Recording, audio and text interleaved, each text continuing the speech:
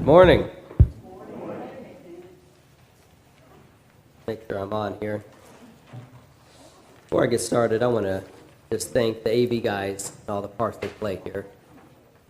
It makes things go much more smooth, and they are often not thanked for that, and I really appreciate all that they do. I think I might need to get connected here. I'm not sure if it's on or not.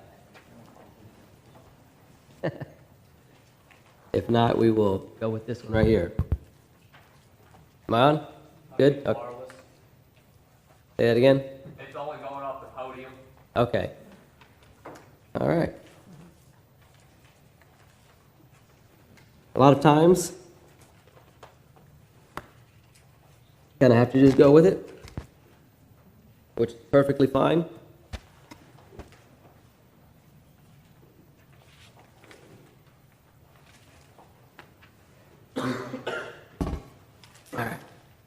So before I get started with my lesson this morning, I wanted to read some lyrics to a song, and this was one that I asked Will to sing, and he told me he didn't know it. So I'm just going to read just the first couple of lines. If you want to read it along with me, it's 565. Some of you are familiar with it. None of self and all of thee. It's a very convicting song for me, and I want to read this because it's going to lead into the lesson and some stories I want to share with you. And the first stanza says, "Oh, the bitter pain and sorrow that a time could ever be, when I proudly said to Jesus, all of self and none of thee.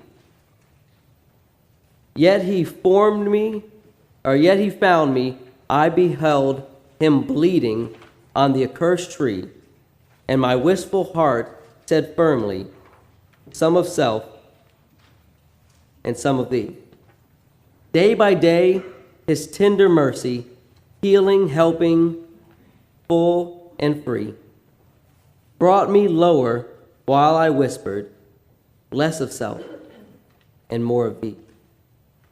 Higher than the highest heavens, deeper than the deepest sea, Lord, thy love at last has conquered none of self and all of thee."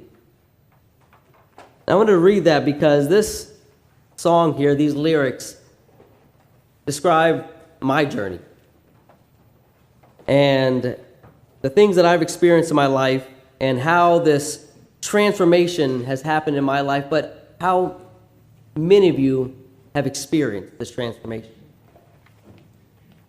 And I'm going to read here in a minute from Matthew chapter 22, and I pray that you bear with me as we talk about this lesson, and I ask you to reflect and examine yourself. Beginning in Matthew chapter 22, verse 35, a lawyer asked Jesus a question. He tested him, and he said, "Teacher, which is the greatest commandment in the law?" And Jesus said to him, "You shall love the Lord your God with all your heart, with all your soul, and with all your mind. This is the first and great commandment. And the second is like it. You shall love your neighbor as yourself. On those two commandments hang all the law and the prophets." I want you to listen to what Jesus is saying to this lawyer. He didn't say, love the Lord your God with most of your heart. He didn't say, love him with what you have left over and after everything else is handled. He says all. And the word leaves no safe margins for explanations, this word all. It doesn't adjust for comparisons, and it doesn't bend out of our convenience. It doesn't shrink when others aren't doing their part either. It just stands there, all, demanding the entirety of something, of us. And here's what I've learned about this word, that partial devotion rarely looks rebellious. In fact, it usually looks reasonable. It sounds a lot like I'm doing a lot. I've done my part. Other people should step up. I'm giving most. And most sounds and looks very close to all until we put it under the microscope and examine it. There was a season in my life when I began asking myself a question that I had been avoiding for years. Not am I faithful, not am I active, not am I better than I used to be, but this. Am I giving God everything I could? Because loving God with all of your heart doesn't mean just being involved. It means being honest. And when I finally asked that question honestly, it exposed something in myself that, truthfully, I wasn't really prepared to see.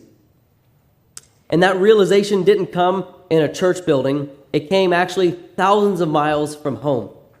And in 2020, I celebrated my 10-year anniversary.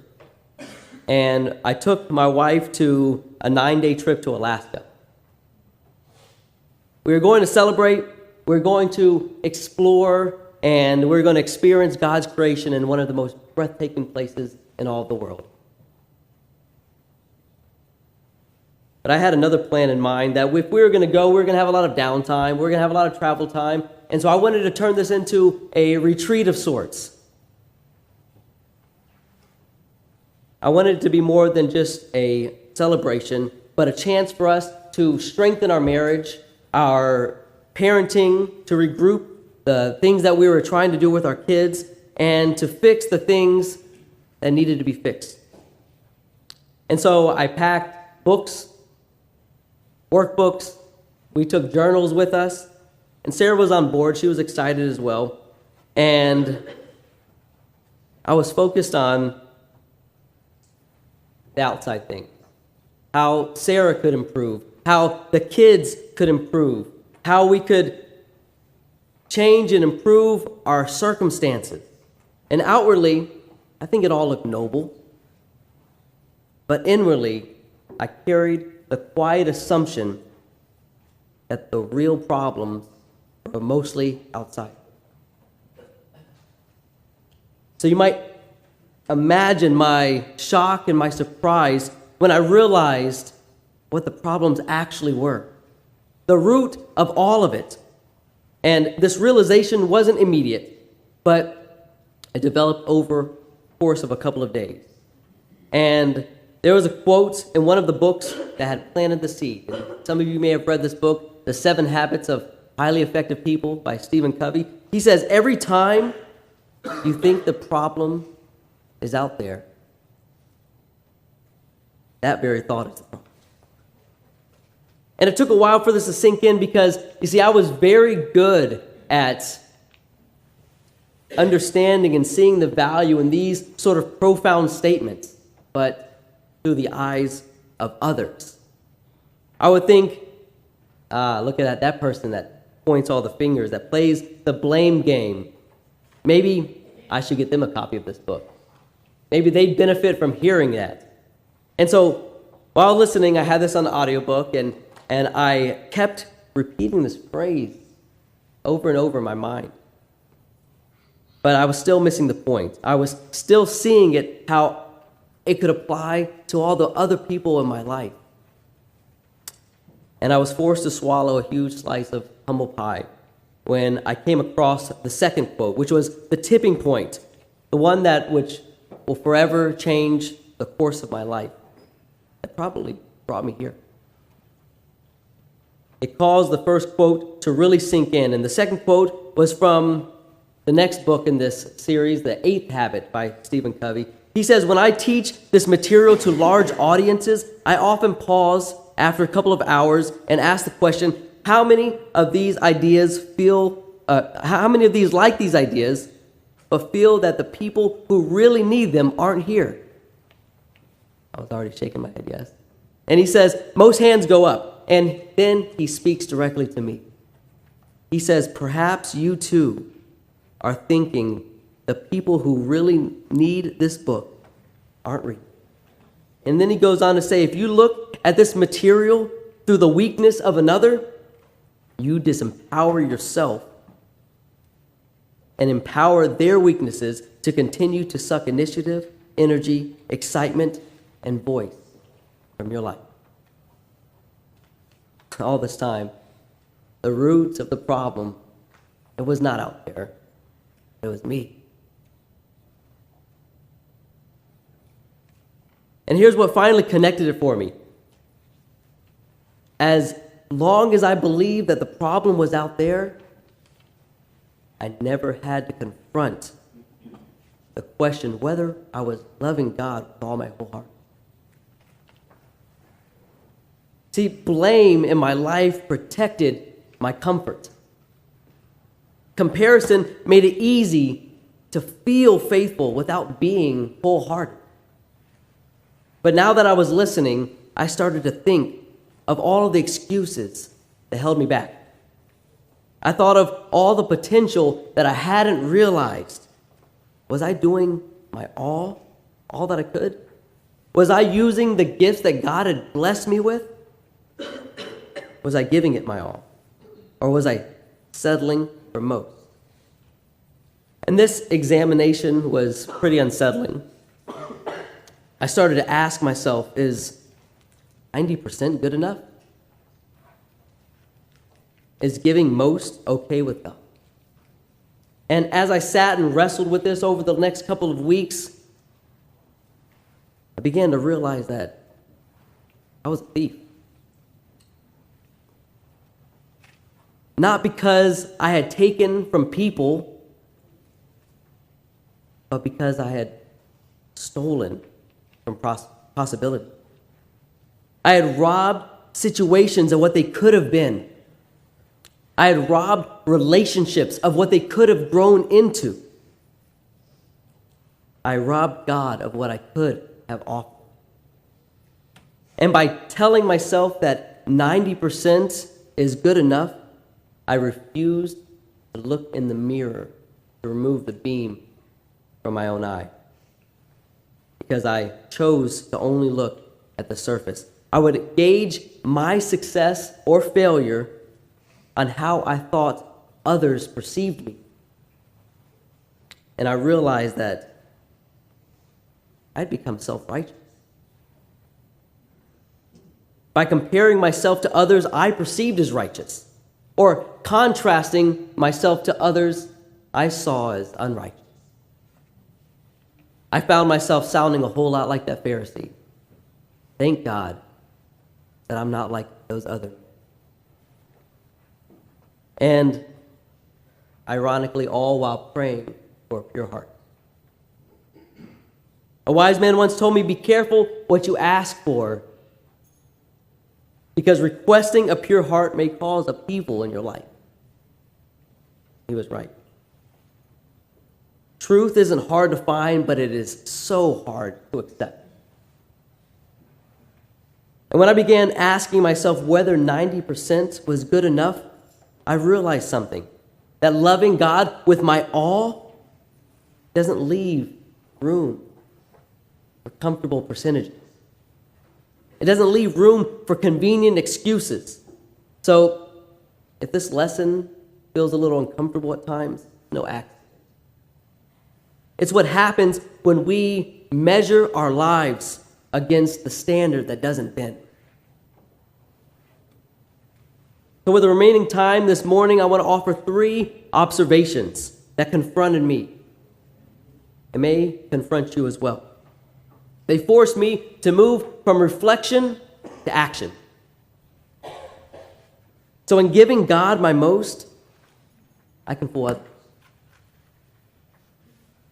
By all estimations, the rich young ruler, he was doing everything right. He wasn't pretending.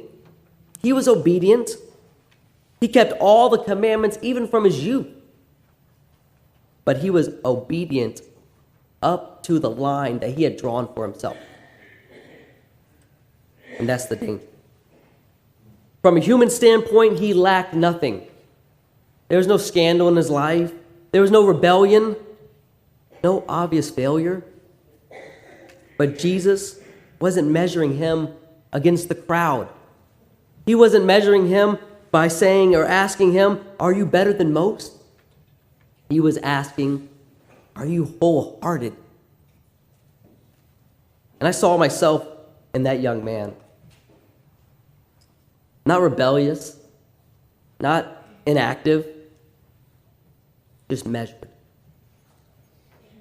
Measured against what others were doing, measured against what was visible, and measured against what I had already done in the past. I could attend, I could serve, I could speak up, I could participate, and by most standards, I would look faithful. But faithfulness isn't determined by applause or attaboys. It isn't determined by how others perceive our involvement. And it certainly isn't determined by what I used to do. I realized that I had let affirmation become my gauge. And if no one questioned me, I assumed that I was fine.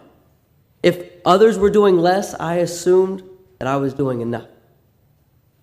But Paul says, run in such a way that you may obtain the prize. That doesn't mean compare ourselves to the slowest runner. That means run with all we've got. And that's where this became uncomfortable for me. Because giving my most, can probably satisfy the room. But falling short of my potential. And when I measure my faithfulness by how I'm perceived, instead of what God has entrusted to me, I can convince myself that, hey, I am wholehearted, while quietly holding back what God wants me to give. So I can fool others, and I can even fool myself.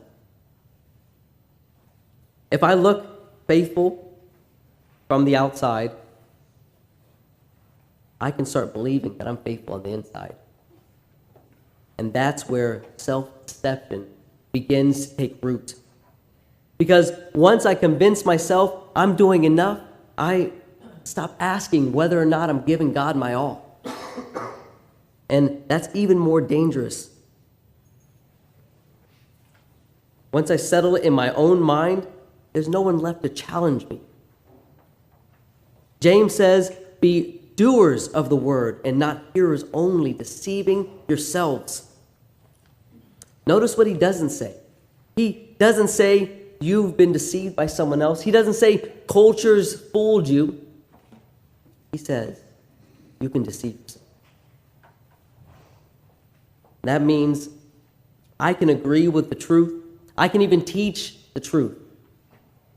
Yet I can still quietly withhold obedience from the truth. I can walk out of a sermon unchanged because, not that I rejected it, I just postponed it. And postponed action can feel harmless. It sounds like, I'll get to that. I need to think about it. I'm not ready quite yet. Someone else can do that a whole lot better than me. And none of that sounds rebellious at all. It doesn't sound like outright sin. But over time, it trains our heart to be divided. James talks about the double-minded man. And he who is double-minded is unstable in all of his ways. That's not talking about abandoning the faith. It's talking about divided loyalty. It's saying, yes, Lord, but not entirely. It's loving God with most of your heart while quietly keeping some in reserve for yourself.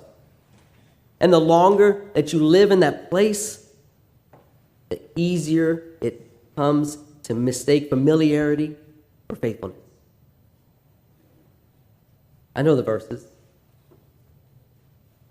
I know the expectations. I know the right answers to say. But knowledge can begin to replace obedience. I can agree with Scripture and still hold back what needs to be done. I can stay busy all the time, yet keep back my... And I look back at my past and I cringe at all the times that I was a hearer only. I wasn't opposed to the truth. I wasn't hostile to the word. I just wasn't moving. And when I knew to do good and didn't do it, I would find some way to justify it. When I saw a need and assumed someone else would handle it, I would make some excuse or another. When I felt convicted, I quieted it with comparison. And after enough time, I stopped feeling those conscience pricks. And that's where the real danger lives. Self-deception doesn't usually look like open sin. It just settles in quietly. It dulls the edge of wholeheartedness. And once I'm comfortable with where I am, I stop pressing forward. I stop examining deeply. And I stop asking those hard questions that I need to ask myself. It's so dangerous. Because the real question isn't whether I feel faithful. The real question is whether I am faithful according to God's standard. I may meet expectations. I may quiet my conscience, but that doesn't mean that I've satisfied Him. And that brings us to the final observation. Because I can fool others and I can fool myself, but I can't fool God. And that's just about as far as the fooling goes. Because in the end, our final judge knows and sees all, and He's just. Hebrews 4:12 says, "For the word of God is living and powerful and sharper than any two-edged sword, piercing even to the division of soul and spirit, and of joints and marrow, and is a discerner of the thoughts and intents of the heart. And there is no creature hidden from His sight. But all things are naked and open to the eyes of Him to whom we must give an account." And that verse doesn't say God sees our attendance. It doesn't say that He sees our activity. It says He discerns the thoughts and intents of the heart. He knows what I could have done. He knows where I've been delaying. He knows what I've justified. And He knows what I've held back and from whom. And so the sobering part of all this is that God doesn't measure me against the person that I'm working next to or sitting next to in the pew. He measures me against what He has entrusted me with.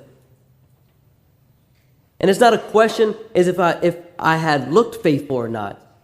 It'll be a question if I was faithful with what I was given. Loving God with all of our heart isn't measured by what others see. Not even by what we tell ourselves. It's measured by what God sees.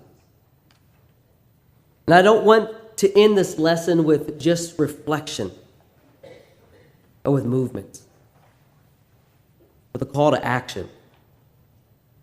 Because this kind of lesson isn't asking for the same response from everybody, but it is asking for a response. And if you know there's an area in your life where you've been holding back, don't resolve it with good intentions alone. Let it move you toward action. One immediate opportunity is we'll be meeting after services. We'll be talking about how we as a congregation together can strengthen our children's ministry and the future of the Lord's church. And that's one place that you could start. But it's not the only one. What matters is that loving God with all our heart leads to visible obedience. And if you know where God is calling you to step up, don't quiet that by comparing yourself with others or by relying on what you've done in the past. So before we leave, I want you to answer this question honestly. Where am I giving God my most instead of my all?